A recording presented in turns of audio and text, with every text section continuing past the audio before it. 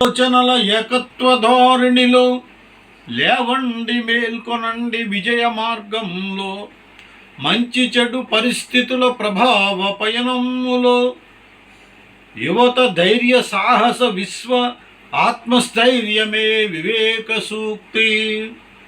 ఆలోచన, నువ్వు ఏమనుకుంటున్నావో అది అవుతుంది. నిన్ను నీవు బలహీనుడవని అనుకుంటే బలహీనుడిగానే అవుతావు. నిన్ను నీవు బలవంతుడివి అనుకుంటే నువ్వు అలాగే అవుతావు. అంటే మనం అనుకోవడాన్ని బట్టే మన ఆలోచనలు, మన శక్తి కూడా శరీరంలో కేంద్రీకృతం అవుతుందని స్వామి ఆలోచన యొక్క ప్రధాన ధ్యేయాన్ని తెలియజేస్తున్నారు. అలాగే ఏకత్వము, ఈ ప్రపంచంలో అన్నీ భిన్నంగా దయకు సంకోచించబడినవైనప్పటికీ కూడా ఏకత్వమే దాని వెనుక ఉన్న రహస్యం. ప్రపంచంలో మనకు కనిపించేవన్నీ కూడా భిన్నత్వంలో ఉన్నప్పటికీ కూడా వాటి వెనుక ఏకత్వమే భగవంతుడి యొక్క సృష్టి గొప్పతనం అని ఇక్కడ మరి స్వామి మనకు తెలియజేస్తున్నారు.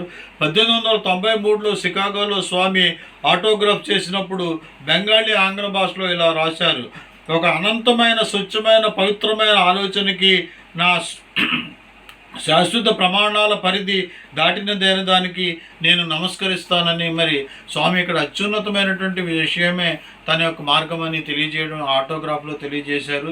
అదే విజయానికి మార్గమని.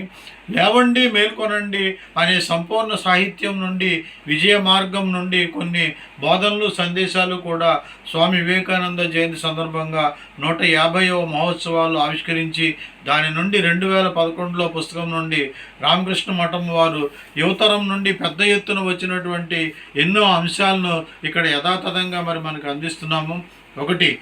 ఒక ప్రక్క పుష్కలమైన సంపద, విలాసమైన జీవితము, సుఖాన్వేషణ కోసం పోటీ పడుతున్నారు కొందరు యువత.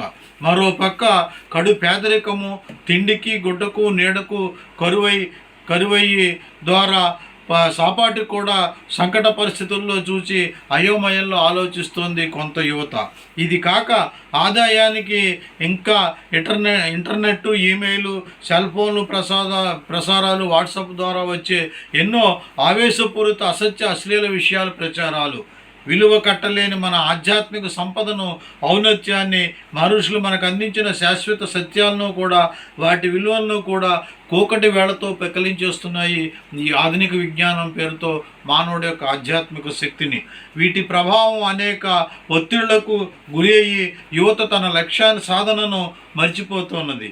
ఈ సందర్భంలో స్వామి వివేకానందుని యొక్క సందేశాలు, సూక్తులు కనుక శక్తి జాగృతం చేసి నిత్య జీవనంలో ఎదురయ్యే సమస్యలను ధైర్యాన్ని, విశ్వాసము, ఆత్మస్థైర్యము, ప్రేమ, సేవాభావంతో, స్ఫూర్తితో నింపిన సమగ్ర ఆలోచనలతో నడిస్తే విశ్వాసంతో తప్పనిసరిగా ఆధునిక సౌకర్యాలు ఆధ్యాత్మిక ఉన్నతికి ఉపయోగిస్తాయని స్వామి ఇక్కడ తెలియజేస్తున్నారు.